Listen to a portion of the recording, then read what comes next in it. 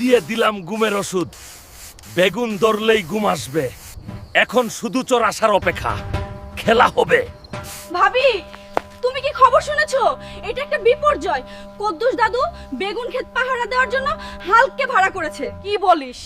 তুই সত্যি বলছিস? সত্যি ভাবি, 100%। আমি নিজে দেখছি। তাহলে তো নতুন ইদিয়া বের করতে হবে। ভাবি, ওই দেখেন হালকা ঘুমাচ্ছে। আইতেই ঠিক টাইম। চলুন গিয়ে 2 বেগ বেগুন নিয়ে সৎকে পড়ি। ও কি? এই দেখি ডিজিটাল চোর।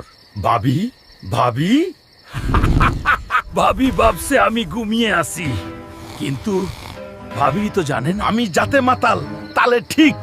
খেলা হবে সকালে।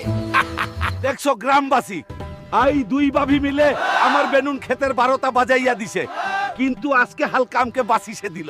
তা আমি ভাবছি আমার বেগুন চুরি করার অপরাধে আমার কোনো জরিমান লাগবে